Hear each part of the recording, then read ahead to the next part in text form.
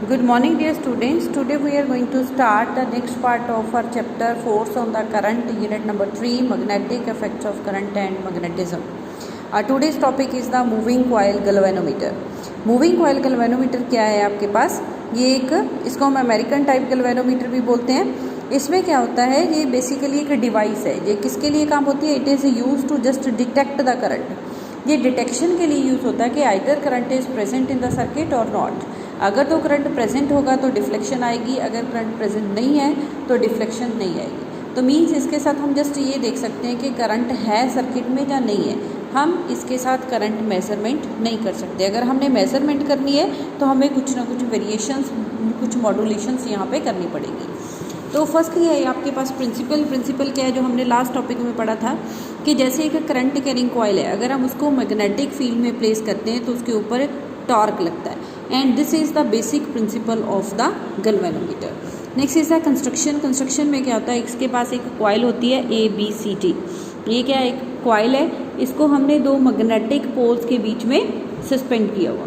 The coil is bound on the non metallic frame. इसको हमने non metallic frame के ऊपर सस्पेंड किया है, जिसका सॉफ्ट आयरन कोर जिसको हम नाम देते हैं। The coil is suspended from the torsion head with phosphorus bronze wire. इसको हमने फॉस्फोरस ब्रॉन्ज वायर के साथ क्या किया है, सस्पेंड किया है। And the other end of the coil is connected to the hair like spring के साथ हमने सस्पेंड किया हुआ है। Next, a small concave mirror M is attached to the suspension wire. The whole arrangement is enclosed in the particular, हमने container में इसको enclose कर दिया नॉन मैग्नेटिक केस में, ताकि हमें एयर के ड्यू टू एयर एनी इसमें डिस्टर्बेंस कोई भी क्रिएट ना हो। The galvanometer can be levelled with the help of the levelling screws. यहाँ पे लेवलिंग स्क्रूज लगे हुए, इनकी हेल्प से हम इसको लेवल कर सकते हैं। So the coil can rotate freely without touching the iron core और the poles of the magnet. हम चाहते हैं कि ये कॉइल है ना तो आयरन कोर को टच करे, ना ही ये मैग्नेटिक पोल्स को टच करे, तो हम इन दोनों से लेबलिंग कर लेंगे। तो नेक्स्ट इज़ द, हमारे पास यहाँ पे दो टर्मिनल्स होंगे T1 एंड T2, जिसके थ्रू हम इसको गैल्वेनोमीटर को सर्किट में कनेक्ट कर सकते हैं।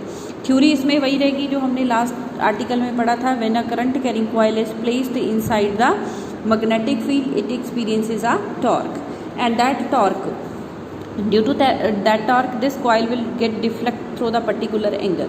ये पर्टिकुलर एंगल से क्या होगी, डिफ्लेक्ट होगी। बट अगर हमने इसमें से करंट फ्लो होना बंद करवा दिया है तो वहाँ पे क्या होगा, ये कॉइल अपनी बैकवर्ड पोजीशन पे, पहले वाली पोजीशन पे वापस आएगी। क्यों आएगी? क्योंकि वहाँ पे एक रिस्टोरिंग टॉर्क इसमें डेवलप होगा।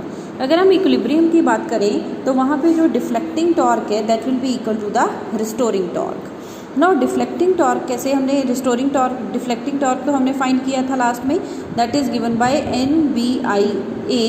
यहाँ पे हमने साइन थीटा की बात की थी। थीटा क्या था आपके पास, the angle made by the magnetic field with the normal drawn at the surface of the coil. But जो अल्फा है वो क्या है, that is the angle between the, किसके बीच में, plane of coil at the magnetic field, sorry the direction of current and the magnetic field के बीच में जो एंगल है। तो यहाँ से रिलेशन हम ये यहाँ से लिया है, देख थीटा प्लस अल्फा 90 होगा, तो थीटा कितना होगा, 90 माइनस अल्फा। साइन थीटा को हम 90 माइनस अल्फा से रिप्लेस करेंगे तो इस एक्सप्रेशन में क्या होगा आपके पास, that will be cos alpha. Now next, restoring torque क्या होता है। Restoring torque directly proportional to alpha होता है। जितना डिफ्लेक्टिंग एंगल प्रोड्यूस होगा, corresponding to that there will be the, आपके पास टॉर्क प्रोड्यूस होगा। So restoring torque is equal to K alpha. K is the any constant of proportionality. दोनों को हम इक्विलिब्रियम कंडीशन में इक्वेट कर रहे हैं। इक्वेट करके यहाँ से I की value I K upon NBA into alpha by cos alpha. तो K अपॉन NBA कांस्टेंट है तो I प्रोपोर्शनल हो गया, that is alpha by cos alpha. तो मीन्स जो डिफ्लेक्शन प्रोड्यूस हो रही है अल्फा, वो डायरेक्टली प्रोपोर्शनल टू करंट नहीं आ रही, साथ में वहाँ पे कॉस अल्फा भी आ रहा है। तो इस मीन्स यहाँ पे हम लीनियर स्केल यूज़ नहीं कर पाएंगे। अगर हम लीनियर स्केल यूज़ नहीं कर पा रहे तो वहाँ पे हमें जो स्केल रीड करने में दिक्कत होगी। बट हम क्या चाहते हैं कि जो डिफ्लेक्शन प्रोड्यूस हो that should be directly proportional to the current. तो इसके लिए हम क्या करते हैं कि जो मैग्नेटिक पोल्स होते हैं उनको हम कनकेव पोल्स लेते हैं। कनकेव पोल्स लेते हैं ताकि हमेशा रेडियल मैग्नेटिक फील्ड होगा, और अगर ऐसा मैग्नेटिक फील्ड प्रोड्यूस हो रहा है तो जो मैग्नेटिक फील्ड होगा that will be always parallel to the plane of coil is parallel to the magnetic lines of the force, तो मीन्स जो प्लेन और मैग्नेटिक लाइंस ऑफ फोर्स में एंगल बनेगा 0 बनेगा। कॉस अल्फा मीन्स कॉस क्या हो गया वहाँ पे 0 हो गया, कॉस 0 1 होगा, कॉस 0 1, तो यहाँ से आई की वैल्यू होगी K/NBA इंटू अल्फा, जिसको हम G बोलते हैं। G बोलते हैं constant, galvanometer constant, G is equal to K/NBA। तो यहाँ से I is directly proportional to alpha. तो मीन्स जितना करंट होगा उतनी क्या होगी, डिफ्लेक्शन होगी। तो रेडियल मैग्नेटिक फील्ड हमने क्यों प्रोड्यूस किया, क्योंकि हमें लीनियर स्केल प्रोड्यूस करना है। जो डिफ्लेक्शन होनी चाहिए that should be directly proportional to the current. Next is the term sensitivity.